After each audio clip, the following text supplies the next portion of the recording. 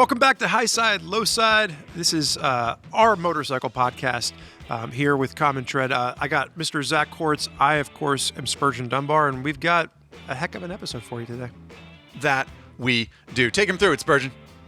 So we've got some T-shirt winners. We've got some news. Actually, there's some exciting stuff in the news today. And a lot of what we will talk about in the news, or the last half of what we'll talk in the news, actually will tie into our topic and our guest. Our guest today is Patrick Garvin. He is the lovable little character on our team that is really known as being the resident Harley-Davidson expert and aficionado. And today the discussion is going to focus on...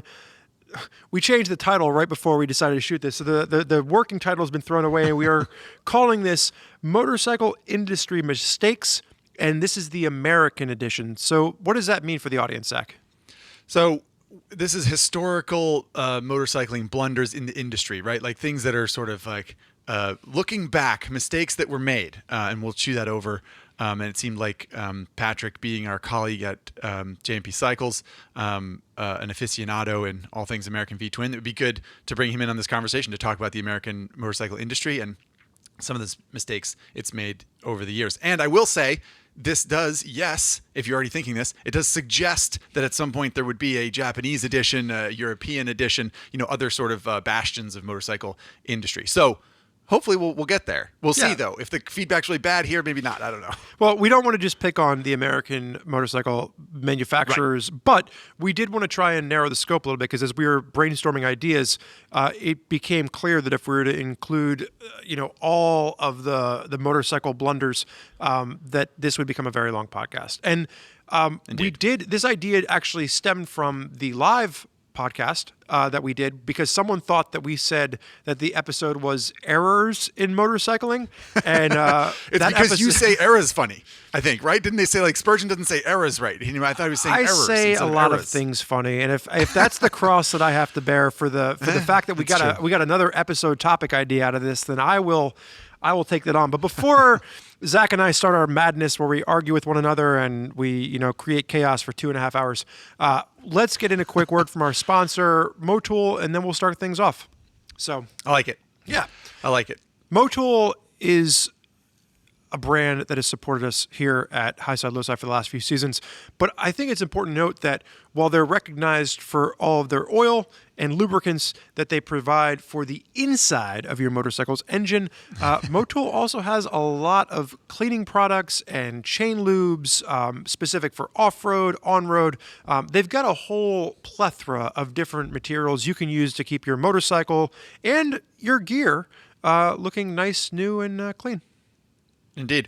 And as these episodes in the first part of season 5 especially are coming out in the springtime, sort of February, March, April time frame, no better time than to get your bike cleaned up, change the oil, that kind of thing. So if you're at your local dealership, Cycle Gear, whatever, and you're looking at the products on the shelf and you're thinking, what do those guys on High Side, Low Side say again? If you buy a Motul product, you will in some way be supporting High Side, Low Side. So keep that in mind. And we thank you, as well as we thank Motul, for supporting the antics that you're about to listen to for the, I don't know, let's just call it 2 hours, because that's what we've been doing lately. But hopefully we can wrap this up in under 2 hours. So we can do better than that this time, I think.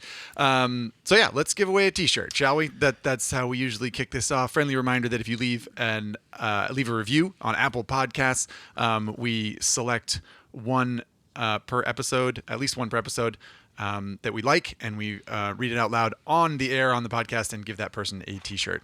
This episode's winner, Spurgeon Dunbar. A Ross 777. You have won yourself a T-shirt, and Zach, why don't you tell us why A Ross 777 won a T-shirt?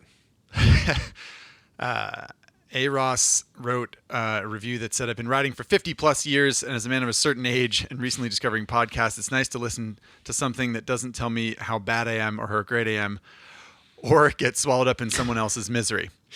You guys are good, informative distraction at the gym, plus you're downright funny at times. I like it. So obviously, we, as always, lean toward flattering reviews whenever possible. But we gave a T-shirt away to a new rider last time around. This time around, some like this guy's been riding for 50 years, goes to the gym, listens to us banter, which means his workouts are quite long. So good for you there, Al. I think he said his name was Al. And hopefully you can have a T-shirt to rock at the gym. Yeah. If you work out in cotton, anyway. I mean, considering this guy's been working out since the the Nixon administration here, I'm guessing he's worked out in a cotton T-shirt or two, and he's not letting that abrasive cotton ruin his workout. Nope. So I don't think he's worried about it at all. So, Ross777, please do send your preferred T-shirt size and mailing address to highsidelowside@RevZilla.com, and we will send you your swag. yeah, and I think that kind of makes a good point that Zach and I do try to be as inclusive as we can with this podcast. I think it's important for everyone out there to know that we are just two guys that love riding motorcycles. And speaking about the fact that we love riding motorcycles, that's going to take us into the first piece of the news. I'm really working on my transitions, and I feel like I kind of pulled that one off by the skin of my teeth. Delicate. By the skin of my teeth, yeah. So Get On Adventure Fest is a adventure festival that is sponsored by RevZilla. We had our first one last year in the Black Hills. I was out there with Patrick Garvin, who will be our host today, or who will be our guest today. And this year we have 2 Get On Adventure Fest. We will still be going back to the Black Hills in July. But what we want to talk about first is Get On Adventure Fest in the Mojave Desert. We're doing this with a partnership with the Rawhide location that is up just outside of California City. The dates are 4/21 to 4/24. That is a weekend we are going to be out there on. And Zach, myself, Ari, Brandon, Jen, the whole cast of characters from Spencer. Well, he'll be filming. But if you want to see Spencer Robert, the podcasting phenomenon that he is, you'll get to see him in person too. So you can shake the hand that he's not filming with. Yeah, Zach, let me ask you a question. So this is your first time coming out and riding adventure bikes with us. On a scale of 1 to 10, how excited are you?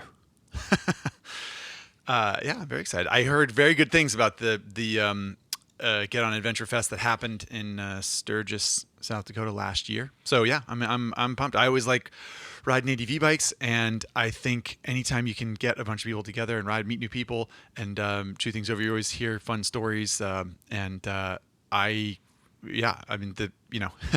probably spend less time riding motorcycles than people think in this job. So any chance we can get to spend a few days just out on a trail, raging around on off-road bikes and ADV bikes sounds like a good time to me. Yeah. So mark your calendars and sign up. Yeah, if that sounds like a good time to you folks that are listening, you want to just head over to RevZilla.com/ADVFest, and that's where you can find your tickets. Again, if you want to come out to Mojave, Zach, myself, the whole crew will be out there. There's gonna be a bunch of us out in the Black Hills too. But specifically, if you want to ride with Zach and I, we'll see you in Mojave in a couple of months. There's other reasons to go. Also, it's not just us. I feel like this is like starting to sound like kind of a pathetic birthday party invite. Like, please come hang out with us if you don't mind.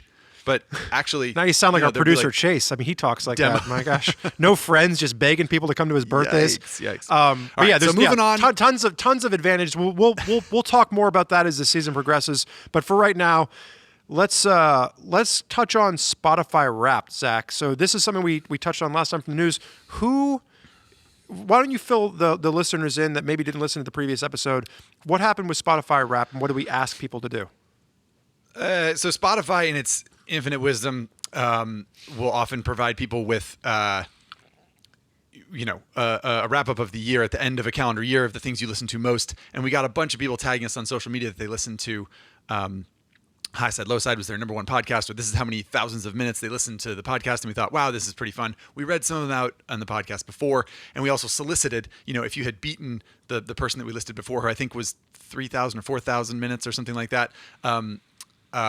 If you've listened to more minutes than this person, let us know, and we will, give you credit where credit's due. And boy, did we get some takers. Yeah. Two in particular. So we chose 2 because, frankly, Inder Sani, it sounded like his numbers were made up. Now we pulled down the images. We looked at it. Does not look photoshopped. So we actually talked with Inder, and apparently he just plays the podcast over and over again on repeat while at work, and he managed to rack up 66,984 minutes. So instead of like listening to it all once and then moving on to another podcast, he continues to listen to our antics over and over again. Just so we're clear, that's 46 and a half days of listening to High Side, Low Side straight. 1,100 hours of High Side, Low Side. Can you imagine? It's hard to say. And that really blew out of the water. Our friend Eli Freeland, who wrote in and pointed out that they had listened to 5,465 minutes or 91 hours. So still very impressive numbers, almost 5,500 minutes of High Side, Low Side listened to. But yeah, old Inder Saini, almost 67,000 minutes on more than 1,100 hours. So tip of the cap to you. I think we're in touch and they're being rewarded for their loyalty. Is that accurate, Spurgeon? Yeah. I'm getting a thumbs up from our producer. We're going to make sure that they get some T-shirts and some prizes sent out to those two individuals. Thank you for all of you out there that listen to High Side, Low Side, whether you listen to it on Apple or Spotify or Google Play, wherever you listen to it. Thank you for that, because it means the world to Zach and I that we've managed to eke out a successful podcast program, and for despite our best efforts, you all keep coming back for more. So that's pretty cool. The third piece of news, Zach, I'm going to let you run with this one because this is your bread and butter and this is in your wheelhouse, my friend. We just wanted to touch briefly on our man Danilo Petrucci. Danilo Petrucci has ridden in MotoGP for the last number of years. He rode for Ducati and then KTM last year, and then was sort of smoked out of the paddock a little bit. Results weren't that good. The point is, he is a very high-level racer. He chose to try his hand at the Dakar Rally a couple months ago now, and he actually won a stage, which I believe he's the first MotoGP rider to win a stage on a motorcycle in the Dakar Rally. Cool, always cool to see crossover there. Yep. Whenever there's whenever there's a chance for athletes to cross over sports, or for sports to sort of like link with each other, it always sort of shines a light on the other sport in a way that is intriguing. So the one thing I want to say is, if you're not sure exactly who we're talking about, if you did watch the highlights, I think the Dakar Rally does a good job of like highlighting clips on their Instagram channel. If you saw the individual whose motorcycle was being helicoptered out of the desert, that's who we're talking about. So he ultimately didn't finish Dakar, but he did win that stage, which was a pretty big deal. But what is he doing cool. now?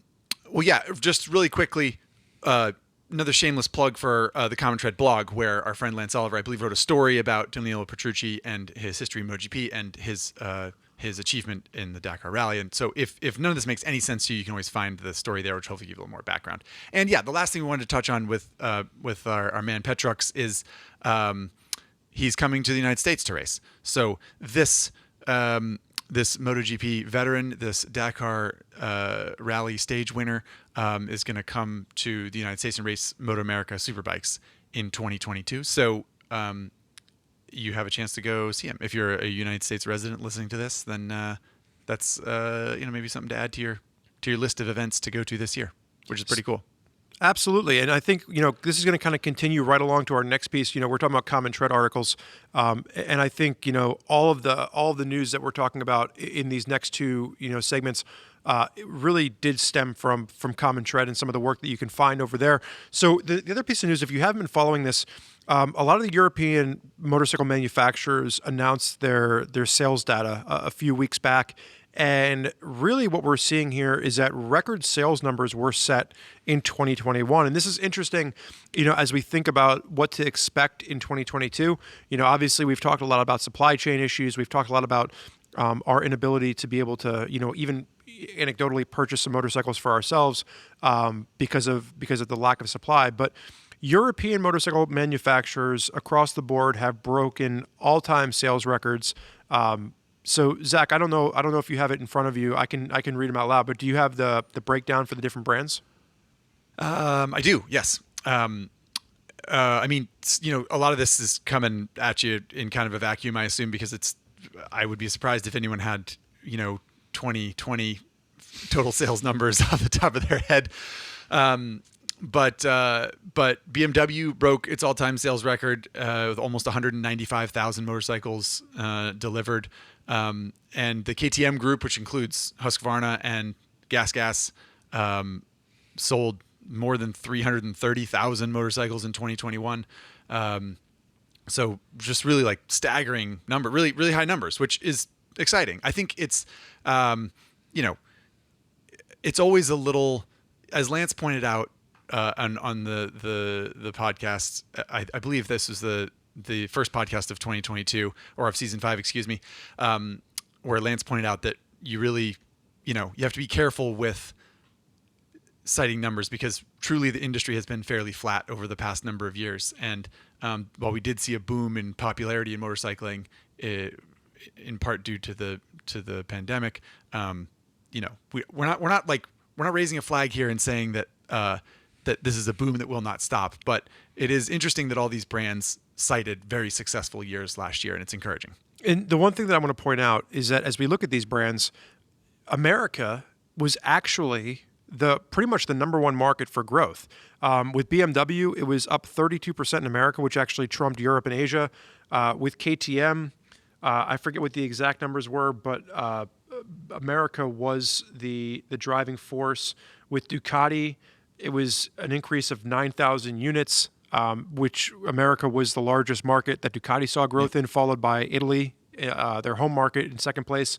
And then with the Piaggio group, same thing when we're looking at, where these motorcycles are all coming in. It was interesting because Andy did break down all of the brands in his article, and he broke down a little, some of the data, some of the numbers. He linked back to, some previous stats and some previous numbers. But the real takeaway for me was, just the fact that a lot of this growth was happening in America. And I think a lot of times, America gets flack as not being as motorcycle centric as, different countries in Europe.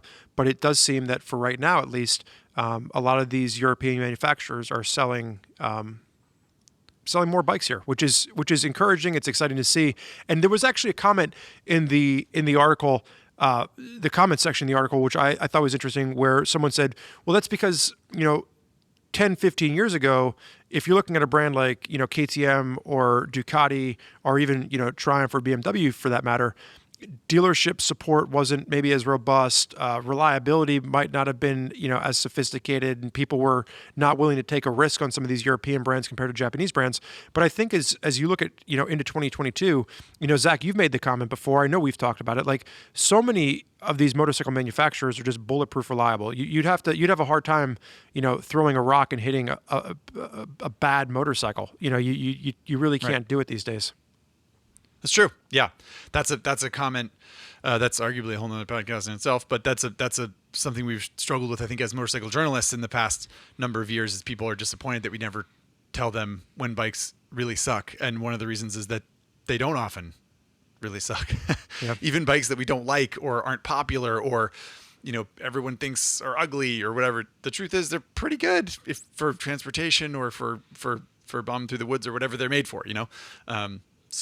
So yeah, I would say it's encouraging, and you love to see a bit of a boom in the U.S. market as well. I hope it continues to trend that way for whatever reason, and people keep on living and loving life on two wheels. Yeah, but we should move on, should we not? Absolutely. And so that obviously was a European motorcycle manufacturer centric article up on Common Tread.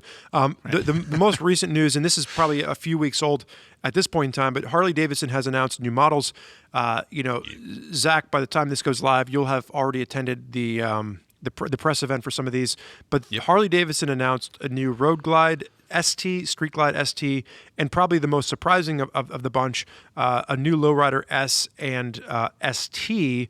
And the big story here is that these models are all going to be getting Harley-Davidson's 117 cubic inch V-twin, the Milwaukee 8 117, which previously, if I understand correctly, has been an engine that's been reserved for the CVO models. And I think that from a opinion standpoint, this might be where we want to bring Patrick Garvin on and kick things off by seeing what he thinks about this announcement. Yes, I've got thoughts, but I want to hear Patrick's thoughts first. So let's bring in our resident V-twin guy, and hear what he has to say. All right, there he is, Patrick Garvin, everybody, in the flesh over the internet. I was waving my at friend. Patrick. I wasn't waving to imply that I was Patrick. I just want to clarify that for those of you Just so watching. everybody knows. Yeah. Thanks for joining us, Patrick. Are you ready to talk motorcycles or what? Of course. Thanks for letting me back in the high side, low side clubhouse. It's always fun to be here. Absolutely. So, just before you joined up, Spurgeon brought up the announcement that Harley made recently, as of recording this podcast, not so recently as of the airing of this podcast, of the Street Glide ST, Road Glide ST, Lowrider ST models, and how they use the 117 engine that's previously only. So basically, we know that you have some thoughts on this, and maybe just kick it off. Introduce the audience to your feelings on this. Yeah, the 117. So back maybe a year or so ago, there's an article on Common Tread on J&P about this. We dynoed at the time a CVO with the 117 and got a staggering 93.8 horsepower to the wheel. So, here's where I'm at. As of course, I'm an aftermarket guy, but I can tell you that if you take the smallest cam available for a 107 Milwaukee 8 from SNS, it's 465, and you put it in there with the, accoutrement that goes with it, it's a 100 horsepower bike. So I'm not Harley loves to sell things with cubic inches attached to them, right? And put on tanks and air cleaners and things like that. So to me, it's like I said, I'm an aftermarket guy. I'm definitely gonna tear the top end off of. If I got it, I would put a cam in it and a big bore or whatever. Right. Maybe it's a get for somebody instead of the 107. It's just not that big a deal to me. The extra money for the 117. I was also surprised at the weight of the lowrider ST. So maybe it's going to help with that, but these are not small motorcycles. So the extra cubic inches is probably a good thing, but if you have to pay a premium to get them, it's not a good thing. Can you clarify Fair for enough, me? yeah. So no, I'm sorry. So with the 107 engine, is that Harley-Davidson's liquid cooled V-twin? That's just the base model M8 size is the 107. Okay. Yep. Yeah. So the Milwaukee 8 engines are liquid cooled, correct? That was the. Not all of them. I believe really? that. Yeah. I thought they all had that precision cooling around the head. I'm almost positive. So we got a Softail sitting over here. I should know. It's oil cooled. I see. Yeah, And maybe that's oil. the precision cooling is an oil cooled in the combustion chamber. Yeah. Okay. Yeah. All right. Interesting. Well, yeah, and we should say also that the whole putting the previous CVO engine into, the models that are not labeled as CVO is what Harley does typically, right? There's usually a CVO engine. There's a base. For a while it was a 103 and a 110, right? And then it was then it went to 107 and 113 or 107 and 117. 107 and 114. Right, 107 and 114. So yeah, so they always kind of stage up as you go. Usually the larger engine ends up being used in the base model bikes, and the CVO engine gets a little bit bigger. Yeah, and you can go if you put a big bore. This is without modification to the case, the crankshaft. If you put a big bore on a 107, you can get 124 cubic inches out of it and 128 out of a 114. Just by swapping pistons and cylinders. So that is so spicy. So we're talking cubic inches here. Just for everyone's edification, 117 cubic inches is 1917 cc's or something 1923 cc's. Sorry. Okay. So still that is a big engine, and a 124 is more than 2000 cc's, 2032 cc's or something like that. That's a lot of cc's. I mean, it's pretty remarkable when you think a Gixxer 1000 is a 1000 cc 4-cylinder engine, and that's a big fast bike, and then you think about there's a Harley-Davidson with the same displacement in one cylinder as the GSXR has in its entire engine. But I think it's also important to note that we're talking about, and Patrick, I'd be interested to know if you know the dyno claims off the top of your head, because, from a torque standpoint, Harley-Davidson's claiming 127 foot-pounds of torque out of this engine. And I think, to be clear, oftentimes when we talk about sport bikes, we're talking about top-end horsepower. But I think with Harley-Davidson, and especially with American V-twins, it's definitely more about the fact that this thing is laying down some crazy torque number, right off the red line. Yeah, and I mean, the Harley-Davidson faithful, I think partially cling to the torque number because it's a good number and it covers the bad horsepower number, but it is a benefit to riding on the street. I mean, so much so as like a mechanic and a guy used to working on a lot of bikes, they abuse that, right? Like you're in third gear by the time you get across an intersection because you can just lug them to death and they don't care because of all the torque. Right. But yeah. Any kind of performance situation or where you're getting on the throttle, I mean, they just run out of power so quickly in stock form. If you look, I think it's like the peak horsepower is achieved at like 4,700 RPM or something like that. I believe the spec was. I think the red line's about 5,800. Well, Wow. what I will say is that Positively automotive. yeah, Very, very. going into this article and this announcement, I think Harley-Davidson was teasing a lot of things around like, oh, we're gonna talk to you from the racetrack, and I think that a lot of us were kind of expecting possibly the announcement that Harley would be releasing the Bronx this year, whereas in reality this is stemming more from their King of the Baggers, kind of support that they're giving to that series right now. And that's where it looks like a lot of the inspiration for this ST line is coming from. But like Patrick, to your point, these are still bikes that are, starting off around 700 pounds. These are bikes that are climbing well north of 800 pounds when you get up into the larger variations. And they're also bikes that are carrying a pretty hefty price tag. The Lowrider S being the most affordable, around a little over $18,000, up to the Street Glide and the Road Glide STs are starting around $30,000. So kind of wrapping this up and then getting into what will be the meat and potatoes of the podcast. From a final line standpoint, how did you feel when you saw this announcement come out? Were you excited to see some variation in their cruiser line? Were you disappointed that we didn't get a Bronx? Like, where are you falling on the spectrum at this point? I felt like it was a reheated meal. It was you gave us the, they put bags. The big announcement is the Lowrider ST, right? But you put bags and a fairing on a Lowrider, and it took a team of engineers apparently to do that, to do what thousands of people every year do in their garage. So I think that's true and a little unfortunate when phrased that way. But the flip side of that is, don't you think it's smart that they I mean, maybe it took 2 GD long as far as you're concerned, but don't you think it's smart that they built a version of a bike that everyone's been doing for a while now, and they're like, okay, the market wants this clearly, so we're just going to build a factory version. You can just buy one. Yeah, the good thing about this is it seems like they're listening to the customer base. Also, they raised the height on the Lowrider S. They raised the rear shock. They raised it on the ST. I think they maybe even raised it on the baggers. They're the STs. But they moved the gauges, which if you're not familiar with the Lowrider S, the gauge, and I used to have a Dyna that was like this, the gauges were in the dash, which is on the tank. So when you check speed or RPM, you looked at your crotch. Yeah, right. So now they put them up on the handlebars. So I think they are listening to the aftermarket or listening to the customer base, which is good. The one thing I would say, I think them claiming performance bagger is a little bit lame until they build something as good as the Challenger.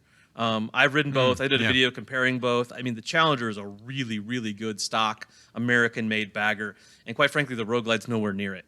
I would like to see them do. I mean, this is clear blue sky here. I would like to see them take something like that Revolution engine, make a bigger version of it, and put it in a Road Glide chassis with some upgrades, which is basically what the Challenger is. It's a unitized case, liquid-cooled overhead cam motor. And I think until they do that, they're just going to be chasing the Challenger. And just to be clear to hang on, Spurt, just to be clear to everybody, Revolution Max engine that Patrick is referencing is the one that's in the Pan America and Sportster S, which is the 1252 cc liquid-cooled, but sort of like modern, a little bit more compact, modern, powerful engine. So yeah. And I agree with you, Patrick. I think that makes sense. I think what. Well, sorry, I cut you off, Spurge. What were you going to say? No, that's all I was. I just wanted to clarify the engine for people. Yeah, that's it. Word. Okay. So I think what, and we should move on to the actual discussion here. But I think what irks me about it is that Harley has the ability to 100%. to make the Lowrider ST as an example. Like make it actually sporty. Like raise it up just a little more, and like maybe raise the seat just a little more and make it a little bit more like an actual kind of King of the Baggers looking thing, and have it be, not a sport bike, don't get me wrong, but something that has some chops. And it feels like they just kind of like they're Harley-Davidson as a company is just like a little too nervous, or they're unsure of how it would be received, so they just don't go all the way, and they just kind of like nudge themselves in that direction without actually doing it. And I think the biggest sign of that is the fact that they didn't use the Revolutionary Max engine in this. Like if they would have, like that would have been them saying, "Hey, we're going to actually create a performance bagger that departs a little bit from what we've done in the past." But I think this is a great segue. I think Patrick obviously hitting on the Indian Challenger line does take us into this topic for this podcast,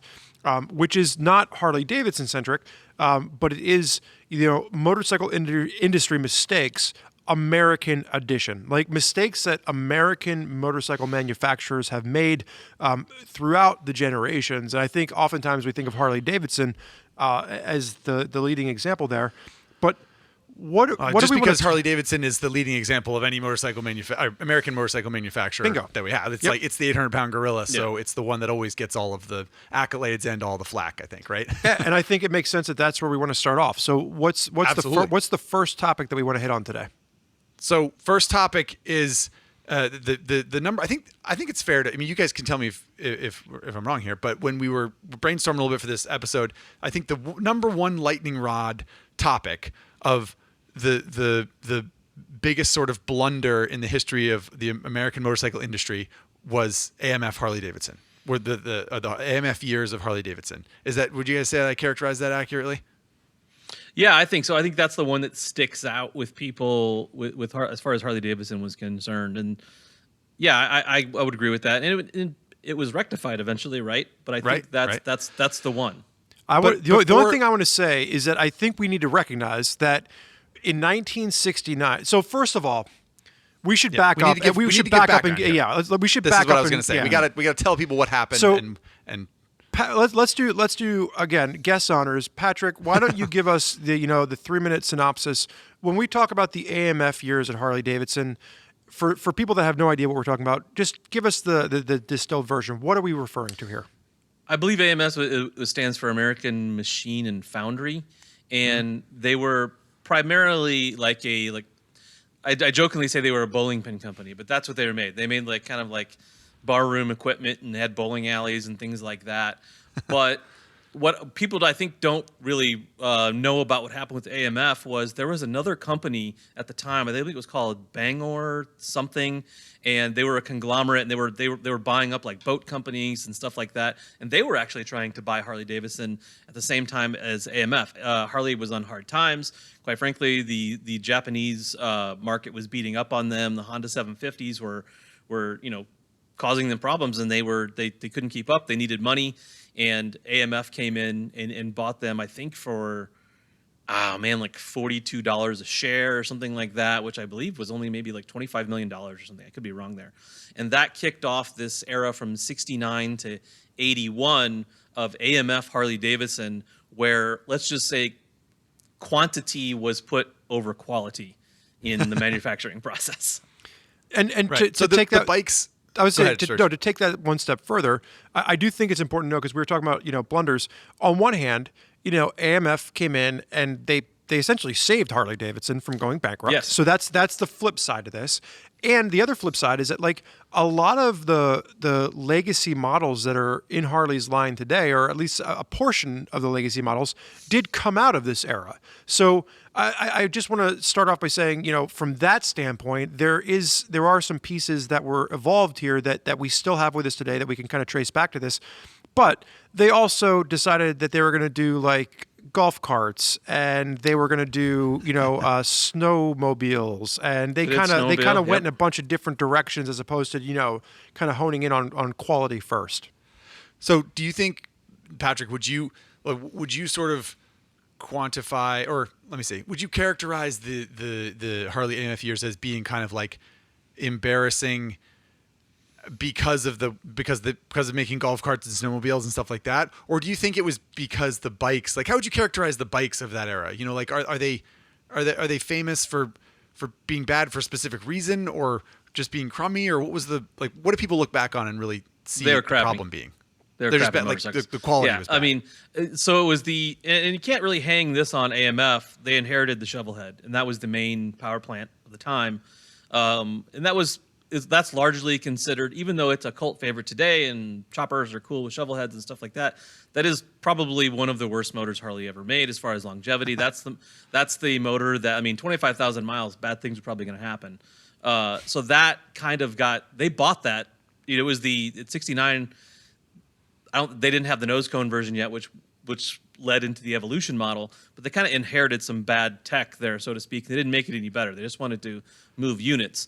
So yeah, I mean, those bikes were not well made, and also they increased production without increasing infrastructure at the plants. I think they opened up the York facility in Pennsylvania. Actually, they moved it out of Milwaukee there. So they were about making money, and rightfully so. And to the point made earlier, they did kind of save the company, but it just was not a well-made piece of equipment. So the one thing that I want to just kind of hit on there for a second is you talked about the fact that they inherited the shovel head, which was for those of you listening that are not really sure, it was just it was Harley-Davidson's big twin engine at that time, right? So that's primarily what they were going for. They were going for, like, taking the market share of big bikes. That was kind of where Harley owned their bread and butter. But to Patrick's point earlier, you now have Japanese manufacturers coming in. In 1969, Honda released a CB750. That is arguably a motorcycle that could be an entire podcast episode in its own right for what it did for the entire 1970s. For those of you listening, Patrick just popped a natty ice. It is 8:00 in the morning. My God, man. You said I'm trying to play along. I'm playing by the rules. That was a podcast in itself. Drink, right? Oh, it's fair enough. My very gosh, fair. I Very love fair. it. Appreciate that. But I think to your point, Patrick, is that, like, now we have an entire new segment of motorcycles that are coming out that are offering competition, and it's not just that these bikes are flashy and different, but they're incredibly reliable. And I think when people think of Harley-Davidson AMF, it's the lack of quality that stands out compared to the other bikes that were being developed at this time. Yeah, 100%. That's exactly right. And also, it went from a family-owned business, and even though it was a big company, it was kind of a mom-and-pop company, to this conglomerate came in and, like, we want all these units out now. And so it changed the face of the company there. And how long would you say it lasted after? So it was 1981, is that correct? When the family correct yep. bought the company back, and how long do you think so it was a dozen years that AMF owned Harley-Davidson. How long do you think it tarnished the reputation of Harley, or does it still? I mean, I think it still does to a certain point, but I think really when they introduced the Evolution, they went away from the iron cylinders to, like, actual aluminum cylinders and kind of a more, like, technologically advanced engine. And when was that? That was like mid 80s, is that right? 84. Yep. Right. Yeah. So, but I mean that stigma stuck around for a long time. I mean, I would say it stuck around probably in a big way until twin cam, until 99, 2000, till the early 2000s, when really you can kind of see a change in the quality of the motorcycles. And as much as I was bagging on Harley, the motors earlier, if you put, like, a modern day Milwaukee 8 Softail next to a 90s Softail, it's a spaceship compared to that bike. I mean, the bikes are so much better now, so they don't deserve that stigma now, but they did for a long time. I would say, up into the twin cam era. I want to point out. I've heard that before, actually.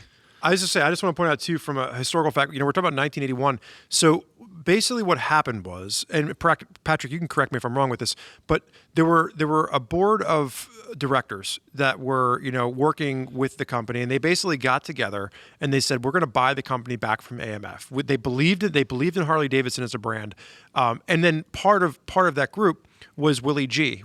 Davidson, which was the grandson of the founding Harley-Davidson. Or the William Davidson. And it's funny because, like, and I'm hoping that I can find the picture, because there's a picture out there of this boardroom when they announced this, and it's a bunch of guys in shirt and ties that look like businessmen, and then there's Willie G, who's standing there with, like, the 70s, like, leisure suit on, the collar's buttoned down, he's got the beard and the long hair, and, like, everybody else is, like, there, and he's grinning like an idiot, like, you can tell he's excited. And I guess part of my question for you is, then Willie G became a staple fixture within the Harley-Davidson brand for pretty much until the time of his passing, correct? Yeah. A figurehead, right? Yeah, I think the most importantly, he was almost a direct line kind of to the consumer. Because to your point, Spurgeon, he was that guy. I know the exact picture you're talking about. And there is another Davidson in that picture. I can't remember his name. But he's one of the suit and tie guys. And Willie G's there, like you said, chest hair out, beard, and just living the dream. But I think he was that kind of line to the consumer. He had his finger kind of on the pulse and really was able to bring that like vibe to the company. I think it was really important. If you guys are trying, if for whatever reason, if you're listening to this and you don't know you can't picture the picture. If you picture Waylon Jennings from the 70s, if you listen to country music, exactly. It looks like Yes. Waylon Jennings. Yes. Like it was like sitting in the boardroom of Harley-Davidson at the time. Like that's exactly who I thought of when I saw that photo. So I'd like to rewind a little bit because it's easy to, as you said, Patrick, it's easy and to paraphrase Homer Simpson, fun too, to bag on Harley Davidson just to but there's a lot of reasons there are a lot of reasons that you can cite that show progress. But I guess I'd like to back up to before AMF bought Harley Davidson. And I know that you're not a self-proclaimed Harley Davidson historian by any means, but what do you know about what happened in the 60s leading up to that purchase? Do you know much about that, or Spurgeon maybe did more research than I did? Like, how could they have avoided that? Because as Spurgeon said, AMF saved the company with an injection of money and sort of got them through the 70s. But could it have been avoided? And were there obvious mistakes made leading up to it? Yeah, I think it was just in quite simply product development, right? You had something like a CB 750 coming out, and you're still dealing with, the generator style shovel head that was being produced in the late 60s was basically just a pan head with a different top. So we're talking like the same engine that was going back, close to the late 40s. It was basically the same thing with a different head on it. So so this is an overhead valve, but push rod. And like push rod actuated, but like we're talking, like I said, it's still a generator. It had that like classic slab side cam cover on it, and cast iron cylinders. It was still tech. Really, even from like the late knucklehead years. This thing was not. It didn't do anything to like further the technology in these motorcycles, really. So like very very small incremental things. Right. Whereas I think the other manufacturers were moving forward with stuff. And four cylinders and aluminum blocks and aluminum heads, things like that. We also shouldn't. Sorry, just real quick, Spurge. We shouldn't forget that there were like the 60s was a booming time for some British motorcycle manufacturers as well, which for sure. did not smoke Harley out by being more reliable in general, I'd say, but did provide a performance ceiling, raised the performance ceiling in a lot of ways, right? Like there for a time, a Sportster was a pretty fast bike in the sure. late 50s or early 60s. But like by the time the late 60s rolled around, there were British twins that were a little more advanced, and they were lighter, right? And they were fast. And they were being imported in a completely different way. I think it's important to note that as you got into the 50s and the 60s, the biggest shift in America was actually the importation of a lot of these outside motorcycles, where if you look at pre-war, you had to basically have like one individual was like, hey, I'm going to go buy a couple of containers of bikes. I'm going to bring them in, and like I'm going to be the importer for the West Coast, and then there's an importer for the East Coast, and then like, and I think as the process became more uniform, and you especially saw that with Honda, Honda basically set up an entire American branch and said we're gonna be very sophisticated about how we look at this as a business. That there was a that whole, continues there was a whole to be a good idea. Yeah, there was a whole shift in how bikes were brought into America post World War II, and I think that's something that Harley wasn't competing with prior to 1950. The one thing that I want to throw out is, to Patrick's point, whereas a lot of other manufacturers, and maybe I'm wrong on this, but while a lot of other manufacturers were spending time developing R&D internally and evolving their process, sometimes pretty quickly, as we saw with the Japanese brands. I think the British manufacturers probably did a little bit more of what Harley-Davidson was doing, where it's like, just bore it out. Like, give it another 40 cc's. It's the same technology, and we'll throw a different carburetor on there, and we'll call it a new bike. Harley-Davidson did buy... They bought additional outside brands. It was Aramaki was the brand. Aramaki was in the 60s, and that was an Italian manufacturer. And so basically, instead of Harley deciding to develop their own technology, they imported Italian motorcycles, rebadged them as Harley-Davidsons, and that's how they got into like sportier bikes or more dirt-oriented bikes as the 60s two-stroke evolved. enduros. Yep. But that was Right. I think sometimes, and this is something I was guilty of, I think sometimes people associate that with AMF, but from what I understand, that was actually happening in the 60s prior to the AMF acquisition. Correct. Yes, it was. And I want to say probably the best thing to come out of the AMF years was the first XR 750s. I think were made in the AMF years. Mm-hmm. True, right? And that's the XR 750 for everyone's knowledge is the flat track bike, basically, right? Yep. Did the race bike actually have a? No, the race bike was an XR 750 in that era, right? Yep. And now, yeah, for sure. And that's also one of the bikes Evil Knievel or jumped. something. Yeah. Right. Now it's an XG. Yeah, it's completely different. But that platform stayed around for forever. Right. But it came out during the AMF years. Right, and those were those years were a boon for Harley flat track racing. I mean, the 70s were a big time for Harley's success, and yeah. So I guess to kind of like, not that we have to stop talking about this subject completely as we move on, but I think to encapsulate it, do you think it's fair to say that the AMF Harley years are often a lightning rod, as I said, and often sort of cited as one of the most embarrassing and worst times in American motorcycle manufacturing history, but it's really a combination of things that led to it, and it wasn't so much that what happened during that era was altogether bad, but that it was a blemish because it just ended up being embarrassing for the situation that Harley-Davidson was in and the situation that they had to recover from. Yeah, I'd say it was bad, but it was necessary. Like if they wouldn't have got that, okay. if they wouldn't like going to the dentist. Yeah, if they wouldn't have got that, influx of cash, who knows what would have happened. Also, if they would have stayed, if AMF would, if they wouldn't have bought it back in '81, probably also would have gone out of business. AMF did go out of business in '85, so it was like a necessary evil, right? It was one of those things that had to happen. They had to have that like load. Right.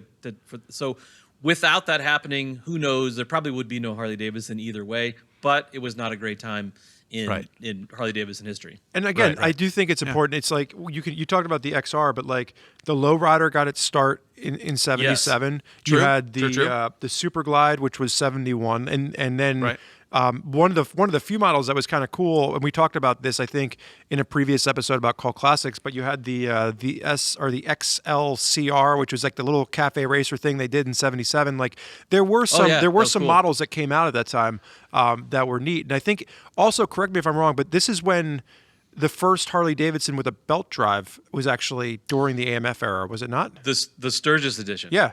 Right. Yep. Okay. Yeah. So I think. So explain that. Sorry, what was it? Was this? I don't know that story. It was a Sturgis edition of a specific model that had a belt drive. It was a lowrider, yeah, and then it had a belt drive, and that was the big deal. Yep, that was that. Why? I believe the first Why one. was it? Why was it the Sturgis edition? Because it was because it was high mileage, because you're supposed to ride to Sturgis and ride back, or like why? Or it was just like they called it that so that people would buy it and be like, I went to Sturgis. I don't know.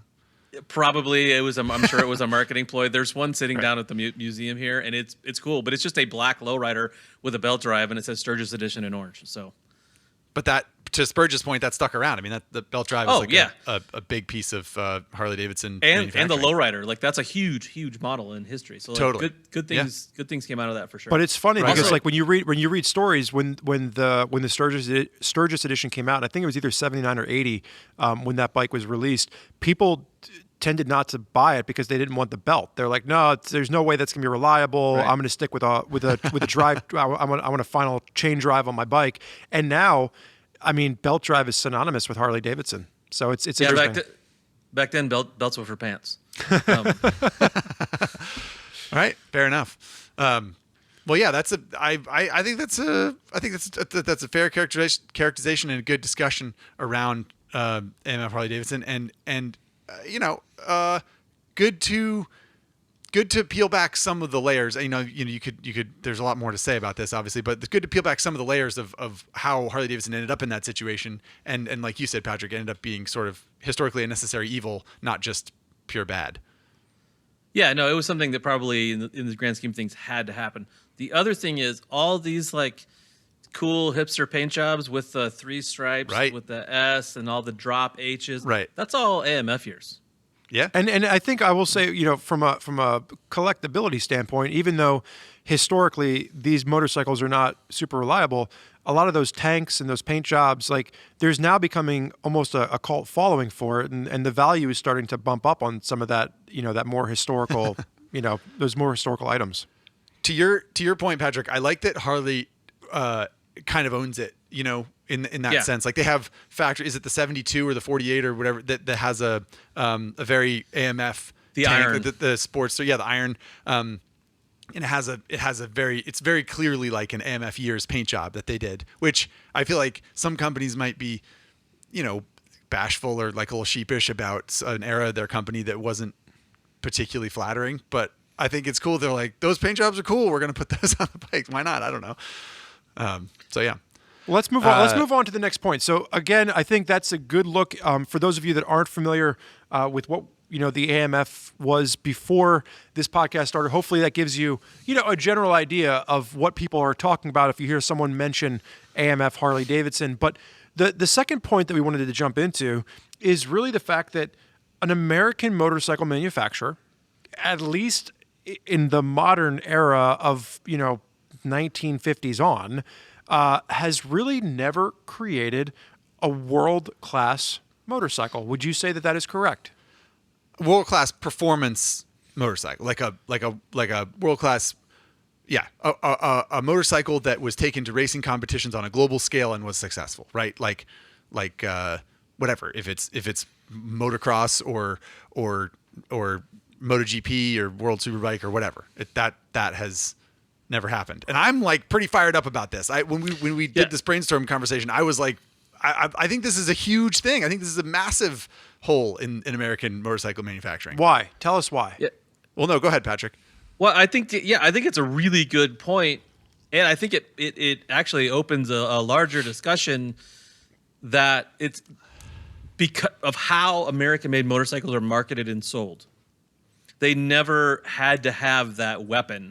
You know what I mean? There's no way that maybe another, especially a Japanese manufacturer, could get away with that. Although like Pascal Picat and Scott Russell and a VR1000 there may be a slight argument for that. Not really. Explain to the audience that comment. The VR1000 was a sport bike that Harley-Davidson came out with in the 90s, and that was it actually the V-Rod engine, or it was just it was related because it was a 60-degree liquid cooled V-twin, but it was not actually the V-Rod engine. No, the V-Rod engine is way more a piece of junk.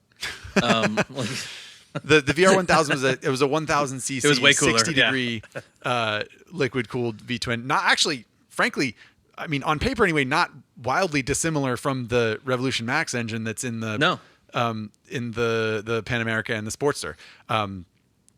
So we harp on 60-degree because historically Harley-Davidsons are 45-degree V-twins, which is like their whole thing, and the sound is patented and yada yada yada. And so when the Harley-Davidson builds a 60-degree V-twin, there's always a group, a subset of the Harley faithful that are grumbling like Popeye, like 60-degree. I don't know. Yeah, right. Yeah. So let me play devil's advocate. When you say that the American motorcycle manufacturers, obviously, Harley is who we think about, but what about on the flat track? I mean, what about the fact that we've got Indian's Wrecking Crew and we've got Harley-Davidson, has been a mainstay on the flat track stages for years. Like, are we just discounting that particular segment of motorcycling, or are we just saying it's not important? Like, I think those are performance motorcycles and they're impressive and everything, but that's why I said on a global scale, because this is a domestic series that is big, that was especially big and is still popular, but it's not the same as taking on every other company in every also other country. Though I think even keeping it in America, I think Harley actually went to lengths, in my opinion, in flat track and NHRA drag racing to not really build like a world-class bike, but rather to influence the rules Right. to where other people couldn't be as competitive. Even in flat track with the venerable XR750, you had Ricky Graham on a Honda putting boots in asses, and then Harley complaining. You know what I mean? Harley complaining and getting so many restrictions put on the Honda that Honda was like, all right, we're done here. Right. Also, in HRA racing, everybody's like, there was the dominant V-Rods from the Vance and Hines Harley-Davidson team, which those bikes were fast. Here's the kicker. When they raced those V-Rods, the V-Rods could have 160 cubic inches compared to everybody else, or all the Japanese manufacturers could have 110 cubic inches. The Harleys could have 4-valve heads. The imports could have 2-valve heads. For a long time, the imports had to run carbureted, and the V-Rods could have fuel injection. Also, nobody else could have that motor except for the Harley team. Like, if you wanted, a GS-based NHRA bike, like if we have deep pockets in a wallet, we go get one. You couldn't actually use that V-Rod motor, so only the Harley team could use it, and they could have, 50 more displacement inches, 2 more valves per head, and fuel injection. That's not exactly like pushing the envelope. You know what I mean? They're like, they're just sealing up everybody else's envelope. So like to the point that they were just holding it back to get the wins, not necessarily developing, like you said, like a world-class race bike on these platforms. Right, and I think that the flat track discussion, that anecdote and the background on the drag racing is super helpful and super interesting. And I think that the flat track bikes historically from Harley-Davidson are majestic and they sound gorgeous, and it's special to have an American-made air-cooled push rod engine, flying around a dirt track in the 70s and winning races. It's beautiful, but it's not the same as going to an FIM sanctioned series that's global and saying we're gonna toe the line of the rules, and we're gonna build something that can take on the world, take on any other brand that wants to compete in this series. And I think that is just kind of flabbergasting when you think about how the money and the resources that American motorcycle manufacturers have had over the years, and that they haven't done that. So it's kind of crazy. I'd like to throw out a devil's advocate question for both of you, and I don't know the answer because I didn't do enough of my homework apparently going into this. But what I do know is that Harley-Davidson owned Buell motorcycles, and I also know that Harley-Davidson, for a brief stint, because they lost a lot of money on it, owned MV Agusta. Correct? So my question is that, like, could it not be argued that through acquisition, and I don't think Buell has ever been competitive on a world stage, and I could be wrong on that one. Zach shaking his head, Patrick shaking his head. But what about MV Agusta? Like, could you argue that through owning MV Agusta, they were not competitive? No? Okay. I mean, MV Agusta when did Harley own MV Agusta? Like, Man, wasn't that like it was in the 2000s, the early 2000s? Yeah, I was going to say late 90s to because they sold it to Kajiva before Kajiva went out of business. Or we gotta do a little bit of research and put it up on screen so that we. The point is, MV Agusta, as I believe, as long as I have my facts somewhat straight, MV Agusta didn't win any world championships. They have won world championships, but they didn't win any world championships when Harley-Davidson owned them. They bought MV Agusta in 2008. Oh, really? Harley acquired MV Agusta in October of 2008 for $109 million. Okay, well, MV Agusta was a very successful racing brand in the 60s and 70s and won a gaggle of world championships, and that's all well and good. But MV Agusta has done bupkis as far as winning world championships in the past 30 years, 40 years, as far as I know. Yeah, I mean, to your point, Zach, I wouldn't credit Harley with that anyway, even if they had. But I mean, even how awesome! I wouldn't even have cared if they would have bought the tech or the brand to do it. How awesome would it have been to see like Nicky Hayden winning his championship with that American flag on an American, brand? Like, it would have been incredible. You mean the AMA Superbike Championship, the Moto America Championship as it was called then? No, I'm talking. Or you mean the MotoGP Championship? His Repsol Honda. Oh my God! What if that would have been? How crazy would that have been? Oh my God, it would have been brilliant. So I've got a story that I think will segue nicely into something that I feel like Patrick's going to want to touch on. My dad, do you guys remember the Guggenheim Art of the Motorcycle exhibit where they had all those motorcycles? And it was in the Guggenheim Museum in New York, and it was like there was a whatever. Patrick and I are shaking our heads yes for those of you listening. Yes. Yeah. Right. So so that was it was a very cool thing that they did. They filled up the Guggenheim Museum with all these motorcycles over the years. My dad went to this exhibit, and this was in the late 90s, I think, or around 2000, something like that. And my dad went to the Guggenheim, and he happened to be there when Willie G. Davidson was in the museum going through. And my dad's a motorcycle enthusiast, and so he recognized Willie G. and he was like, "Oh, no way, that's Willie G. Davidson." So he followed him around a little bit, like not stalking much, way. yeah, but sort of like I'm interested to try and eavesdrop and hear what Willie G has to say about some of these famous motorcycles that are in this art museum in New York that like iconic motorcycles. And the takeaway that my dad came away with, that I think is so interesting, is he was next to Willie G when he went up to the Britain V1000, which is a bike we talked about in the previous episode, one that I happen to think is quite beautiful and interesting to look at, built by this Kiwi, this guy in New Zealand. It is I believe, 60-degree liquid-cooled 1000cc V-twin.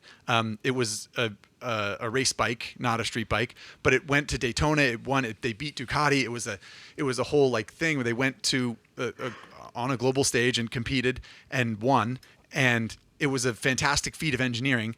And all that is to say, my dad was standing next to Willie G as he looked at the Britain, and he was saying like, "Wow, look at it kind of looks like a Harley engine. Oh, no kidding." And then they have like the shock goes up like this, and oh wow, and then look where they have the radiator. That's interesting. And my dad was like, "How do you not know about this motorcycle? Like, are you serious? Do you not no one sent you a memo about this thing? Like." Dude, Harley-Davidson should have just bought it or copied it or licensed it or whatever, right? Could have hired the guy. Yeah. Exactly. We got a job for you. Yeah, seriously. Like the guy basically built a futuristic Harley-Davidson racing bike that was good and worked to a certain extent, especially considering he built it in his kitchen in New Zealand. And like, they never made that connection. And to me, this is like so indicative of why the United States, the American motorcycle industry has never built a world-class performance motorcycle, because no one thinks they need to, or they don't pay attention.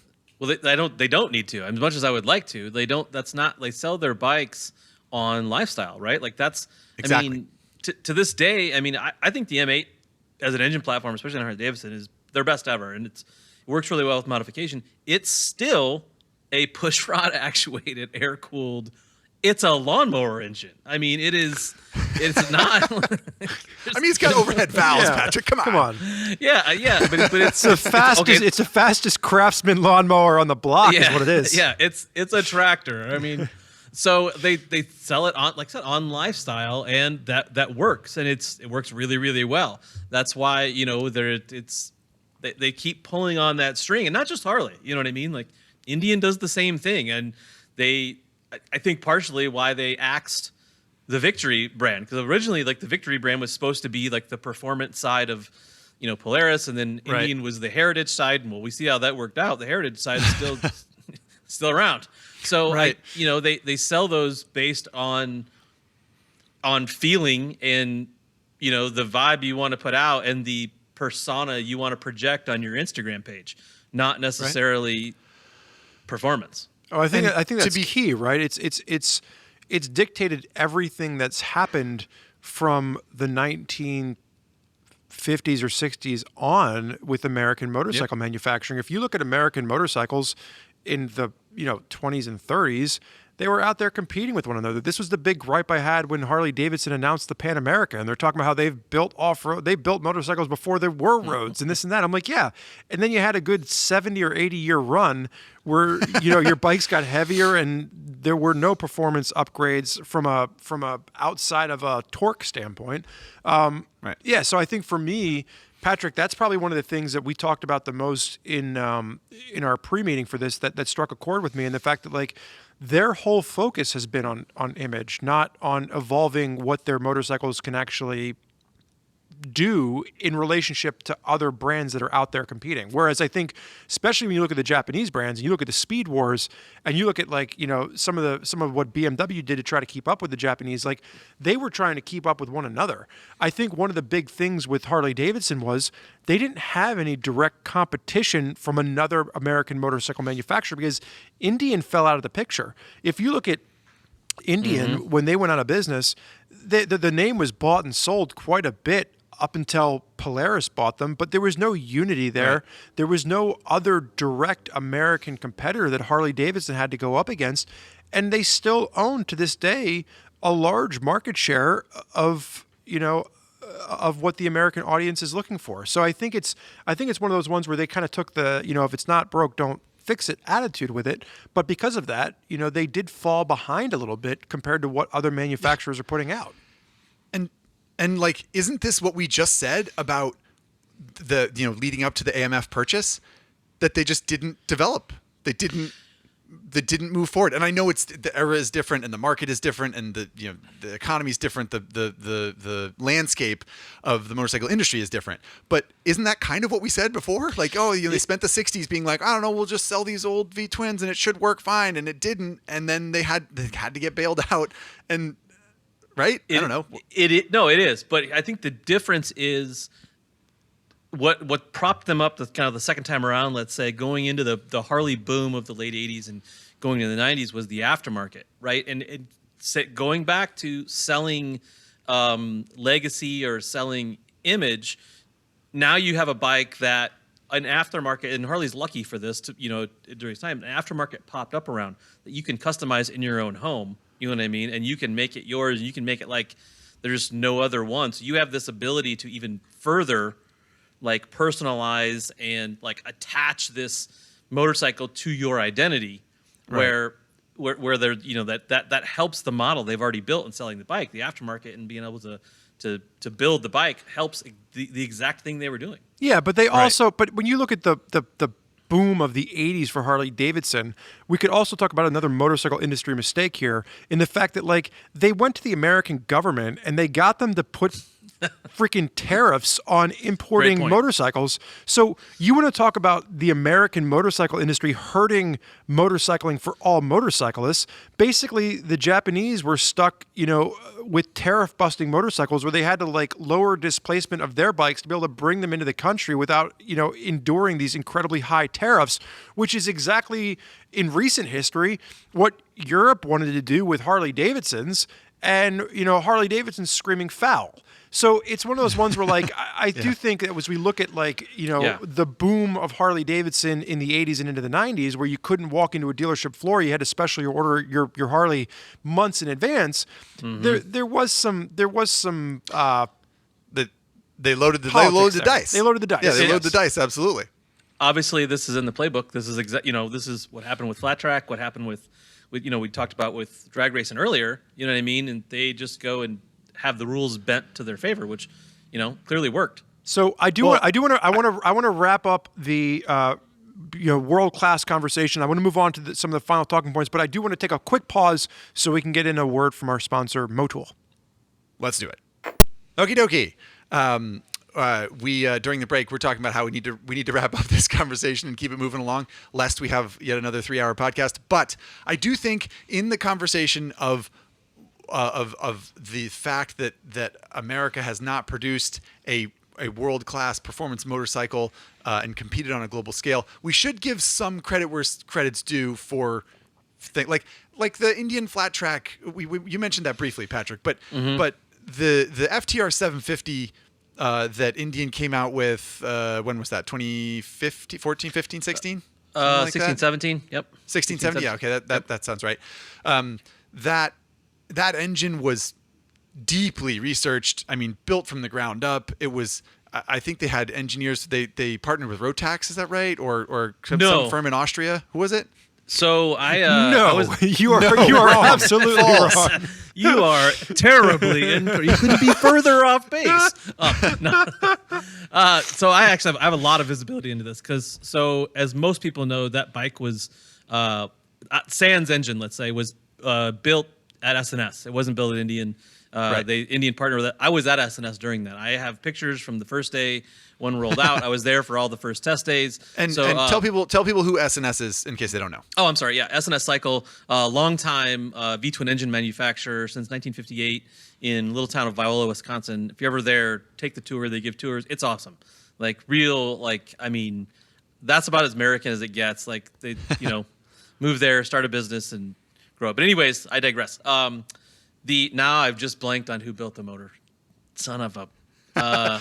Wasn't it someone European though? Yeah. So Polaris owns a company, and I cannot believe I'm blanking on the name. I'll see if I can look it up. Yeah, Polaris owns a Swiss. Swiss Auto. Okay. Yeah. So Polaris owns this company that builds one-off engines. Like if you want let's say a particular, you want a MotoGP engine, you can go there and write them a giant check, and they'll build you one. And that's where this was. So this was built in-house at Swiss Auto. Yep. So Zach, you could use all of the money that you're raking in from fans to use your sponsorship dollars and build a MotoGP bike for yourself. Now you know where to spend it. That was a very loose connection there. Like you could rake in all the money, from your fans, and then just like that was sort of like the hubcap gnome thing, where it's like step 1, steal hubcap, step 10, make money, and like wait, where do we go with the what are the middle steps again? I think there's a Motul sponsorship in here somewhere for Zach and a MotoGP engine from Swiss Auto. Oh Jesus! So anyway, the point is where we're going with this is that. We should tip our caps, I think, to Polaris definitely. and to Indian, because Polaris reviving the Indian wrecking crew, coming up with the Indian flat track team, hiring good riders, building an amazing bike. That was not a manipulation of rules. That was not and you could argue that American flat track is not competition on a global scale. Fine, sure. But you literally were the one arguing that 5 minutes ago when I brought this up. And I would continue to argue that. But the point is they spent serious resources and money building a seriously good engine. And I've ridden an FTR 750 and it's remarkable. And I think that they deserve some credit. And it 100%. also led to a great street bike. I think the FTR 1200, which was born out of that effort, was great. Completely different engine. Yeah, completely different bike. But it led to that. Yes, indeed. And that's a good bike. And they completely rewrote the face of flat track with it. I mean, you have the XR750 dominating for 30 years. And this bike comes in, and now almost every single bike on the grid, for better or worse, is an FTR 750. They completely changed the face. Not only did they make this great bike, they completely changed the face of that racing organization with that motorcycle. Yeah. So I think what this goes back to, and I'll try and make this my final point here, but what really irks me about an American motorcycle manufacturer, again, not building a high performance bike on a global scale, like that's actually, is that it can be done. The resources exist, and like the engineers, the product developers, the people that work at Harley-Davidson or Polaris, they're not idiots. They know how motorcycles should handle. Mm-hmm. They know how bikes work.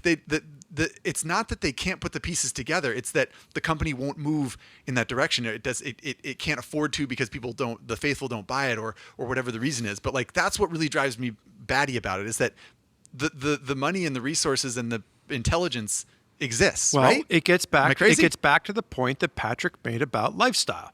Their bread and butter, their money, their income, and the base that they're afraid to move away from is lifestyle. And I'm going to use that as my segue into the next topic, because when we're talking about lifestyle and we're talking about American motorcycle industry blunders, you can't have this conversation without talking about the late 90s, early 2000 chopper craze in America, where people were shelling out $50,000, $60,000 for these in some cases hideous, ill-handling, ill-performing motorcycles from these custom little one-off. I felt like at the time everybody and their brother had a chopper shop, and whether it was like Orange County, which sat up at the top with the television show, or it was just some of these little mom and pop operations, like everybody was building choppers. And for 10 years this became the epitome of the American motorcycle industry, to the point where like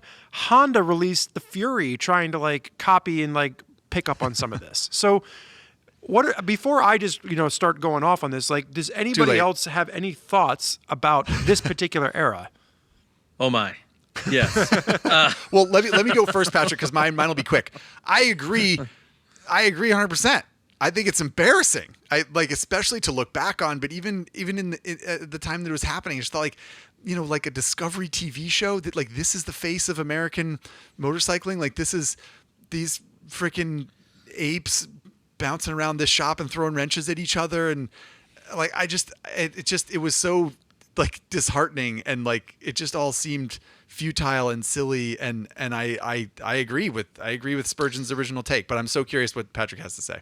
I think this, much like AMF, this was possibly a necessary step in the lineage of American-made motorcycles. I cannot disagree with you. There was so much heinous garbage in that like era of motorcycles. You can't even. I mean, I don't need a chopper that looks like an Apache helicopter or a Christmas tree or Spider-Man or whatever. Spider-Man or like the New York Yankees baseball bats. I don't need any of that. And it's not a motorcycle to me anymore. But there's just so much bad. I mean, the bad part for motorcycling in general, I think maybe Spurgeon touched on it, is like, in a lot of people's eyes outside of the American motorcycle scene, that was that's what everybody did. You know what I mean? That was the whole motorcycle scene. And in reality, it was a small but lucrative part of the. There was still, during that time, thousands and thousands of people riding normal motorcycles, doing off-road things, taking trips on bikes that weren't choppers. And yes, these were, $50,000, $70,000, $100,000 bikes that were almost unrideable. That today are worth pennies on the dollar with aluminum scrap price. And that's the big thing too. When we talk about blunders in American motorcycling, if you bought a OCC chopper, a big dog chopper, if you bought one of these choppers in 2001 to 2005, and you're spending 60, 70 grand on it, fast forward to the end of the decade, we've had the recession hit in 2008. You couldn't sell them for 10 grand. You couldn't sell. I mean, I did a quick search before this podcast started to see what some of the prices were. And like, there's some people out there asking like 20 grand for their bikes, but the majority of them are listing for like $10,000 to $15,000. And these are for people that probably invested tens of thousands of dollars into these bikes when they were new, which is, again, people lost a lot of money. This was a big blunder in the American motorcycle history. Yeah, and it was also propped up by an economy at the time that was, full of hot air.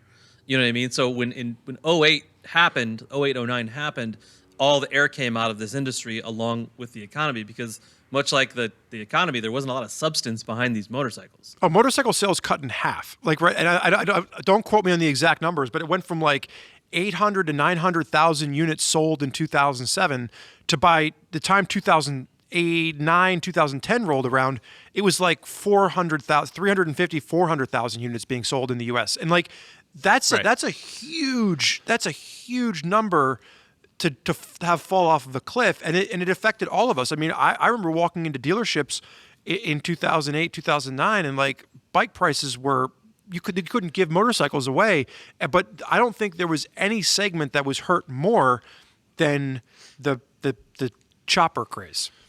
So I've got a question for you, Patrick. You sort of mentioned, like, similar to AMF, it was like a necessary evil almost, or something like that. So do you think do you say that because you think it was, the customization craze was just sort of like accelerating, and like it had to sort of like peak so that it could drop back down to a reasonable level, or like what's your take there? Because I think there's a bit of a silver lining. Well, first of all, so there was a lot of, there was the Motorcycle Mania on Discovery, which kind of like kicked everything off with Jesse James, and then spun into the OCC series, Monster Garage.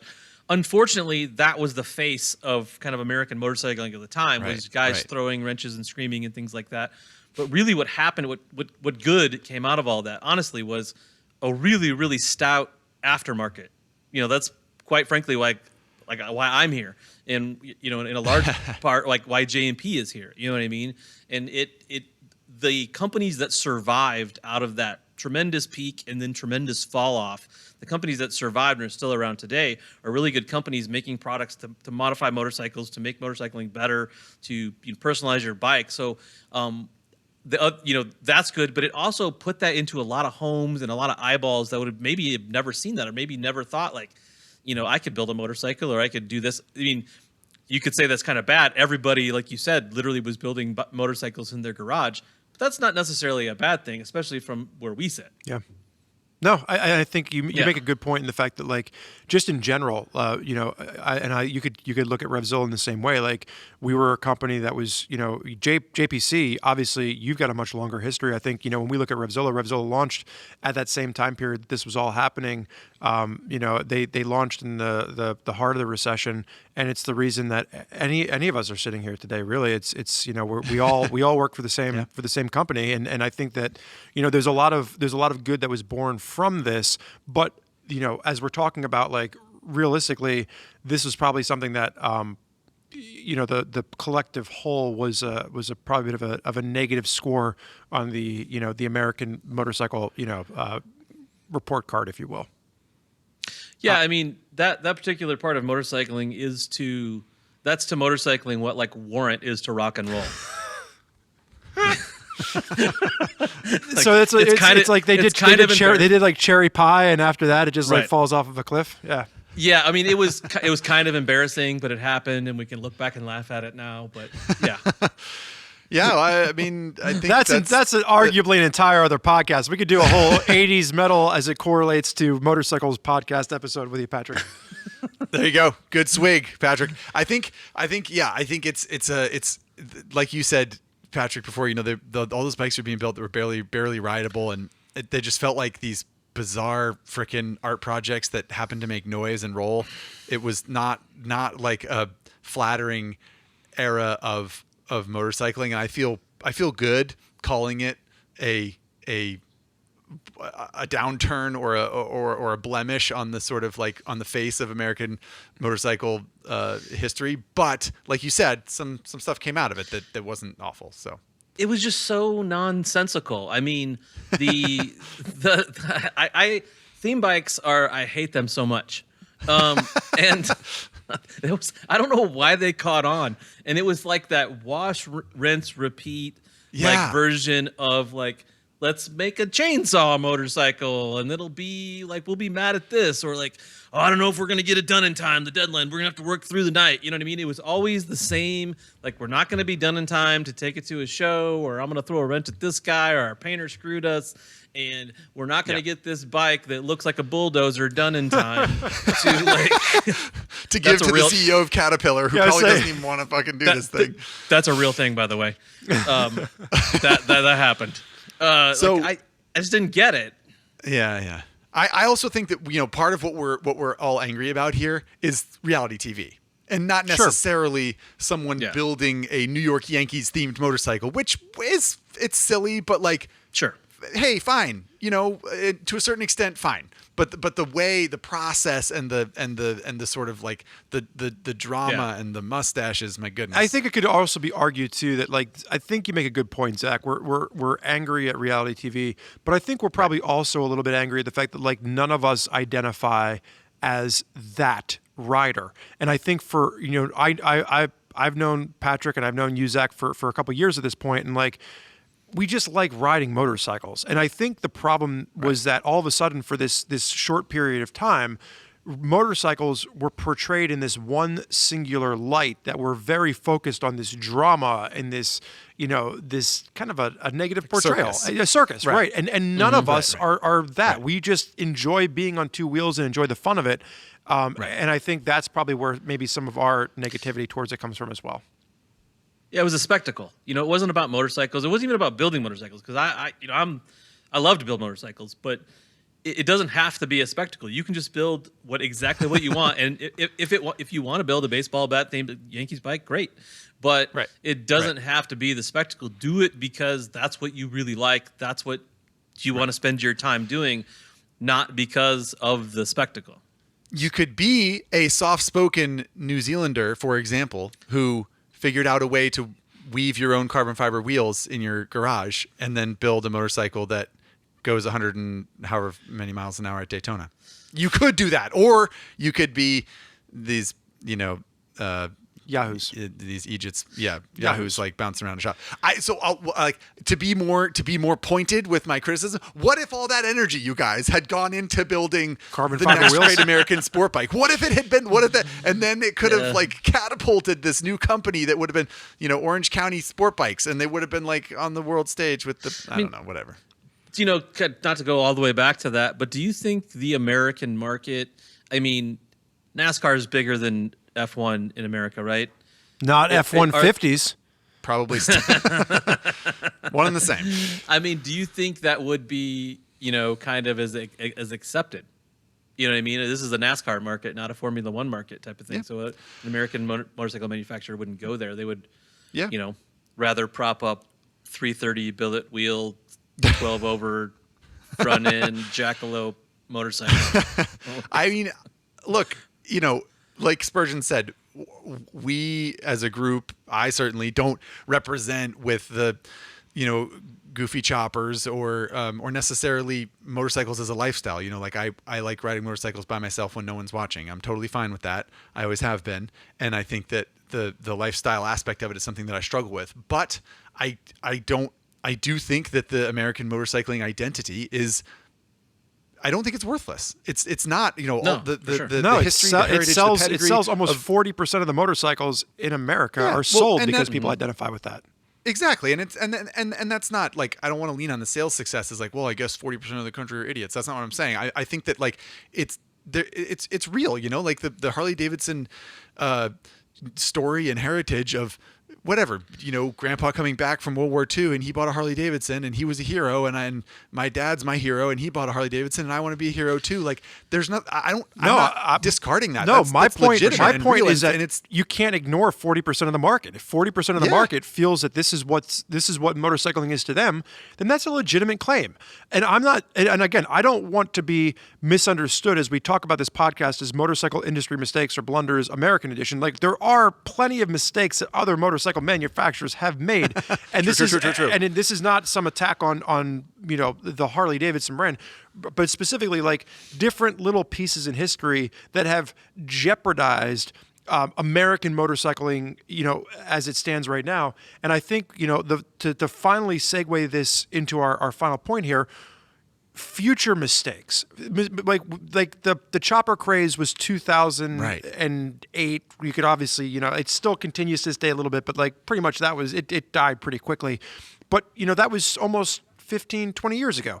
So what in 2022 mistakes do we see on the horizon? If we were to regroup in 20 years from now and look back, what do we think mistakes are happening right now, or potential mistakes that could happen if American motorcycling, isn't careful? And I would say the two biggest competitors that we're looking at right now would be Polaris and Harley-Davidson. yes, for sure. I think, well, yeah. Do you want to take this one, right, Patrick? Your guest honors. No, thanks. I think we're almost, as weird as this may sound, on the verge of kind of another version of the late 90s, early 2000s, and I'll explain what I mean there. I think one of the good things that came out of that crash was it kind of pushed people back to in their garage with a Sportster, with a cheap motorcycle, working on it. And out of that came shows like Born Free, Mama Tried, where you had all these really talented guys you'd never heard of before because they didn't have a TV show. They were just been building bikes in their garage. And to be sorry to interrupt, but to be clear, when you say shows, you mean bike shows that exhibit people's builds, not TV shows, which are terrible. Correct. Right. Yeah. Gotcha. And so it put focus back on these dudes in their garage that had real talent, that were still building choppers, but just in a more traditional sense or in a more right. And they needed to ride them. You know what I mean? They didn't have a TV deal. They couldn't afford billet wheels, so they were relying on their skill set to build cool bikes. And then these shows, these kind of regional shows like Mama Tried and Born Free popped up, showcasing this stuff. So that was good. And maybe this is just my personal kind of bag, but I think social media is kind of pushing us back a bit into that spectacle era of 90s and 2000s chopper building. And it's, again, very, very much about the image that is being portrayed and not about the actual ride or the actual work that's being done. It's kind of like the joke, like if you didn't take a picture of a ride, did you even ride? And I think we're you know, and I'm guilty. Right. I'm way guilty. But I think that's you're taking pictures of your hikes and you're putting them on. I'm following you as you hike along mountain peaks. You're definitely guilty. That's 100%. So like, as long as it doesn't get in the way of the substance, which I think happened in the 90s, 2000s, the spectacle got in the way of the substance. So you got a worse product in a ridiculous chopper. You know what I mean? And I think we're in a great time in motorcycling right now. Hopefully the spectacle or the image you want to project onto your social media platform doesn't get in the way of the actual fun you're supposed to be having on your motorcycle. Yeah. That's awesome. Yeah. So in other words, a social subculture could be the sort of like mistake that we're staring down the barrel of if we look back in however many years. Yeah, there's nothing wrong with taking a picture on your motorcycle of what you're doing, but the first objective should be you enjoying that motorcycle and that camping trip or that ride. Right. It shouldn't be finding the spot to line up and take a picture with. That's a great little thing that happens on the side, but like. The focus, ride your motorcycle, have fun. I mean, I had to steal from Biltwell's slogan there. Like, and I think right now we're on the verge of that being overlooked by the photo or the spectacle. Yeah. Well, I'd like to put something to you guys that I was thinking about, and it came up briefly in our brainstorm thing, which is electric motorcycles seem like electric vehicles are, that market is growing, full stop. And electric motorcycle companies are popping up left, right, and center. And some of the ones that have been successful let me back up. The United States was the birthplace of more than a few of these electric motorcycle companies. And because this is, looking into the crystal ball of American motorcycle manufacturing blunders, America edition, since we're talking about moving forward, I feel like some of these companies have been swallowed up by American companies in a way that is potentially detrimental to entrepreneurial people being successful in a way that's necessary. Like Bramo was bought by Polaris, and then was going to be there's going to be a Victory electric bike. There was a Victory electric bike. We rode it. But then Victory went away, which means Bramo kind of like went away, evaporated. And then Alta was making pretty badass electric dirt bikes, and they're bought by Harley-Davidson, right? And supposedly some of that technology went into Livewire, which Livewire is a pretty good bike in my opinion. But I just feel like because of these two titans that Spurgeon mentioned in the American motorcycle industry, are they stepping on the sort of sprouting smaller firms that could grow into something that would be important on a global scale, but they won't be because of these big companies? I agree 100%. And I think that was one of the points that I had written down to talk about. Like, you look at what Harley-Davidson did with Alta, and Alta was a wildly successful, company in its infancy that could have been cultivated into this huge, American movement that we could have stood behind and been proud of. And especially when you look at motocross and dirt riding on a global scale, we could have been the leaders in that industry. And the bikes were good. They were good. They were good in a way that electric bikes hadn't been before, really. It felt cool that they existed. And that's the thing is, I will say that, like, I rode the Bramo or the Victory electric bike. I forget what it ended up being called. Impulse, maybe? Something like that, yeah. And it was like, if I was going to spend, almost 20 grand on that or whatever the price tag was versus like a used SV650, I was probably going to spend the money on a used SV650. Right. But with the Altas, they were awesome. Jen still, 100%. Our colleague Jen Dunstan still owns two of them. She worked for Alta before the Harley acquisition, and Harley didn't even make an attempt to keep them going. And that's where it really bums me out that they just basically bought them, closed them down, and then put out a Livewire. But the Livewire, while it might have taken some of that technology, didn't include and carry on the legacy of what Alta was trying to build the way that I saw it. Thoughts there, Patrick? I couldn't agree more. And way back in I think 2018, I was at an Arai helmet launch in Daytona, and we got to ride bikes on the Daytona short track there. And Alta had their Supermoto there, just with street tires on it. And the Daytona Yeah. short track is notoriously dry slick. And even with that, I was blown away. I'd never really spent much time, just a little bit of time on a Bramo actually before that. But that made me want to buy that Oh, yeah. motorcycle. I was Agreed. like, I want that bike. I mean, it was a little on the heavy side maybe, but it worked so well. And the power delivery was like, I mean, I was in after riding that bike, and I was so bummed after it kind of got shuttered with the Harley deal. And yeah, like, again, here we have I think American motorcycle, manufacturers have an opportunity to jump out in front of this and make some really cool stuff and open up this kind of Wild West frontier of motorcycling. And I really hope the mistake is not going to be made where we overlook this. Yeah. And we should, I think it's a great place to end. I just want to give a quick shout out to Zero, which is an American electric motorcycle company that started years ago. And, to be honest, initially their bikes were not good. You'd ride and like some of the suspension Zero used early on was not good. But I just rode one the other day, that Zero SRF, I think that the sort of sport bike looking one. And it's quick. And it feels like a regular motorcycle, and it's got heated grips, and it's a nice bike. It feels like a Ninja 650, but faster, and like it looks slick, and it's a cool bike. And I hope, like, for the sake of what we're talking about here, that a company like that can continue to succeed and make bikes, because they're kind of the only one now, right? Yeah. Aside from Livewire. Yeah, and I think that realistically, and to be clear, Harley-Davidson did split Livewire off as its own Correct. brand, and Right. theoretically they might be, maybe they're going to use that as their EV, platform to develop other bikes. But if we were to regroup, God knows where we're going to be in 20 years from now. But maybe we could come back around and just do a check-in. Set your clocks and watches, people. But like, my hope is that this isn't a blunder. My hope is that as we look back in 2022, this is the start of something. That this is Zero continuing to move forward with the EV revolution. That this is Harley-Davidson saying, you know what? Surprise, look at what we've done with Alta, and now we're going to come back to market even stronger.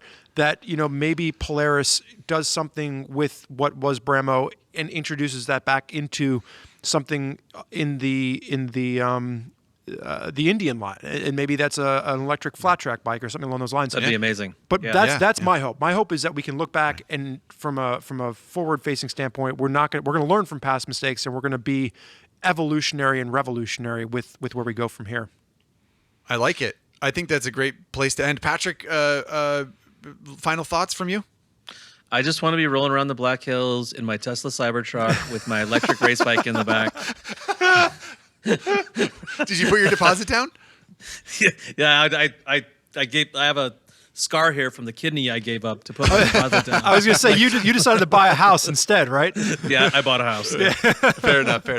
All right. Well, it's good to know that we've covered absolutely every single questionable move or perceived blunder in the history of American motorcycle manufacturing, and that no one will have any questions about or any bones to pick with anything that we said, and that we've solved the future problem as well. We've identified it, and presumably Harley-Davidson, Indian, and any other manufacturer in the United States will be listening, and everything will be peachy keen, just roses and rainbows from here on out. Right, guys? I imagine that there's probably some victory motorcycle owners with pitchforks standing, waiting to talk about the fact that like we didn't touch on victory. But I think to Zach's point, and I know that he was being a little sarcastic there.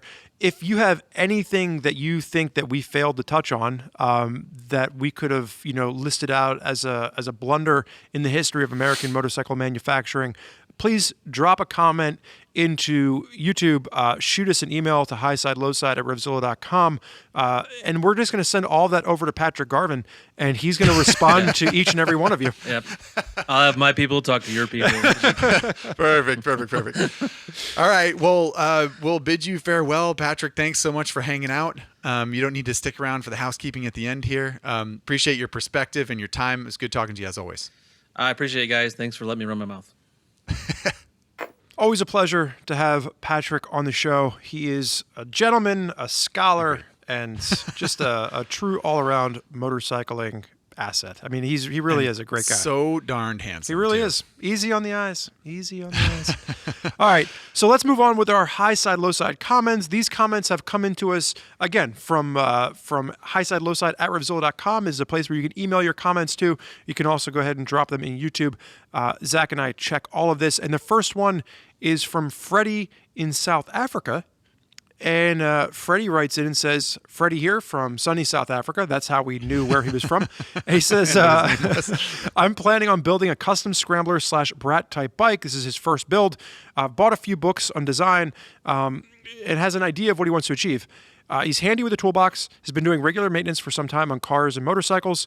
The question is, A, should Freddie customize his current bike, which he uses for riding pretty much every weekend, and his current bike is a 2008 Honda CB600 Hornet, or B, should he ease into it with something similar that's not as valuable?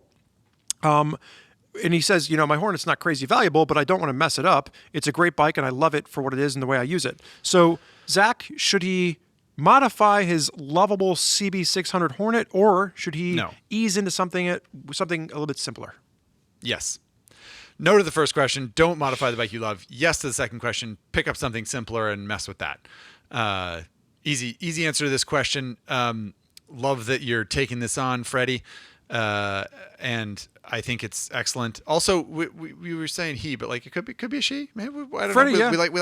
We like to leave that option open. He or she, whichever. By all means, pick up a wrench. Start building a cafe racer brat bike, whatever you said, but don't do it to you. Don't do it to the bike that you like. Yeah, the other part of this get something cheap. Is if what I've found in my experience is that if I'm working on a bike, like when I would sit down to work on the Bonneville when it was the only bike that I owned, I wanted to finish the job because I wanted to get back to riding.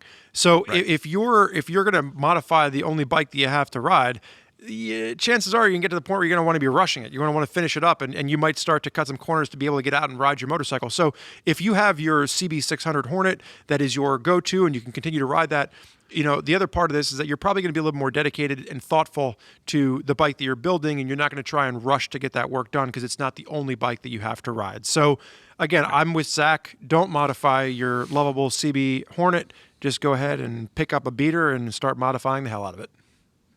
Correct. Amundo. I like that you. I like that you said that. That's correct. Like that is like there is no other answer. Like our opinion reigns supreme. There is no other answer. Now, don't. If someone tells you that you should just like chop into the wiring harness of the bike that you like riding on the weekends, they're way off base. They're steering you in the wrong direction. I think so.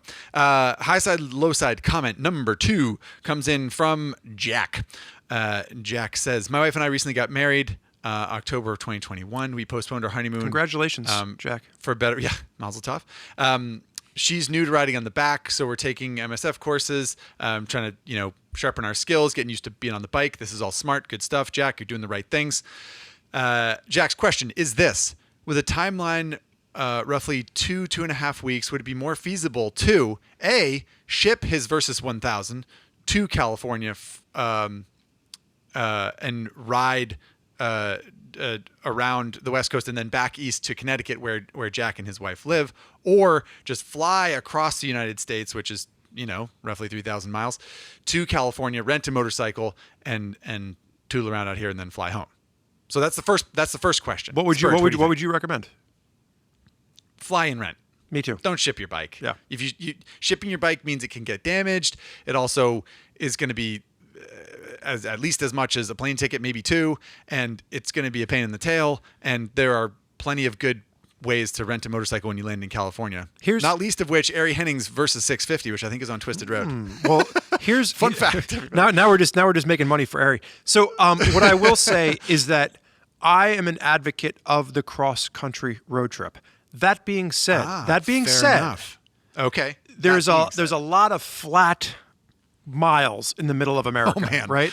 A lot of flat miles. And while I think there's a lot of great things to see, knowing that Jack has 2.5 weeks. I think that if he were to fly to Southern California, rent a motorcycle, he could ride out to the mountains of northern Arizona and New Mexico. He could cut up into Utah and the beautiful scenery in Utah, maybe even skirt the Colorado Rockies before heading back over to Northern California and then riding all the way down the beautiful coastal scenery. I think that if you're looking to really put together a 2.5 week trip, instead of just hopping on the bike and riding back to Connecticut, I do think that doing a big 2-week loop in the Pacific Southwest up into the central part of the country and then down the northwest. I think there's a lot you could see there. Or just in California, frankly. California's got desert, got mountains, got redwood forests, got coastline, beaches, hot, cold, whatever you want. We got it. Sounds like you're singing a song. The beaches of Southern California. So yeah, I think that's the official high side, low side recommendation, Jack, would be to fly to California, rent a bike. The Eagle Rider, Moto Quest, they got bikes for rent. There's lots of ways you could go there. And then also there's also the little independent rental places where you can actually rent from other people. Twisted Road, like Twisted Road, or what's another one? Anyway, there's that's not a bad option as well. So Jack, Jack's second question, or the second part of Jack's question. You want to take this one? Well, I mean, you do the voice better than I do. Okay. So yeah. There's an impression of Spurgeon Dunbar involved with this question that I will jump into because Jack requested it. So I'm not going to read it verbatim but you'll get it. Jack says, "Can I ask one more thing? Would the beast from back east, Spurgeon Dunbar, have any advice for a great East Coast oriented trip, or any advice in general? Thanks for all that you guys do." I would just want to say that you are from the Northeast as well. I know you're a Southern California boy now, but you are a Vermont kid at heart. So you probably have some ideas here. But if you are looking to do a road trip outside of the Connecticut area, I think you could do the Catskill Mountains in New York. I think there's some great riding that I go up. My dad and I ride in the Catskills, and you can do some great sport touring riding up there on your Versys 1000 that you'll love. You can go across the mountains of Vermont and New Hampshire. There's some great riding up there. Yes, indeed. You can get down, you could book it down to Virginia. West Virginia, there's some amazing sport touring riding in West Virginia and Virginia. I mean, as far down as you want to go, we go down into Tail of the Dragon area of northern Georgia and North Carolina. So really, it's how far do you want to go? But I think if you wanted to stay local to the Northeast, Vermont, New Hampshire, and New York have some absolutely great roads. 100%. And like Western Massachusetts, Southern Vermont, that's really close to Connecticut, and there's lots of good stuff there. Berkshire Mountains and. So yeah, one of the things that I want to throw out as a shameless plug, and I'm saying this as someone that actually I actually use this. I was a big fan of Butler maps, and I've got an entire drawer in my basement desk full of the original paper Butler maps. But for Rever Pro, if you've never used Rever Pro, Rever is a mapping app, and they're part of our organization. But they are integrated with Butler Maps, and they have this really cool feature. And this is actually what I used when I planned out my road trip on the KLR 650 this past year. You can turn on 1, 2, and 3 in Butler Maps, and you can go from like fun sport roads to like intermediately aggressive to the holy. Buckle your pants. This is going to be a winding road. And you can actually use that to plan out a route based on like how aggressive you want the roads to be. So instead of being stuck, just tooling down, straight 2-lane for miles on end, you can actually put together a whole route. And I've actually started really using Rever to plan out road trips around like I want to connect all these fun squiggly lines and make a weekend out of it. Right. Yeah. So and you can plan and you can track, so you can figure out where you end up going, and keep track of the roads you like and don't like, that kind of thing. So yeah, that's a good shameless plug there, Spurge. Yeah.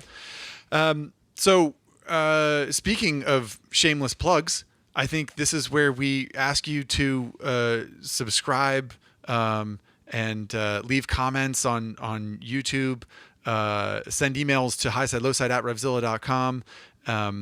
And of course, leave Apple Podcast reviews. Yeah, you want to be a winner. You want to be a winner like A Ross 777. The gentleman that has been riding his motorcycle for 50 years, and he's just discovered podcasting, and he left us a review, and now he gets a high side, low side t-shirt to wear when he's getting ripped at the gym. Right.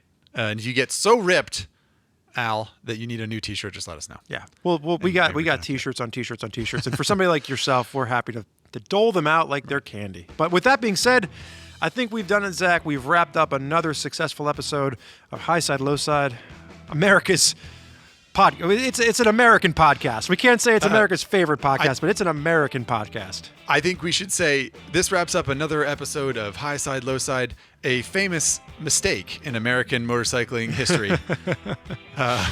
And thank you so much for listening, putting up with us, and all your reviews and comments. Keep them coming, and we will keep the podcast coming. Until next time.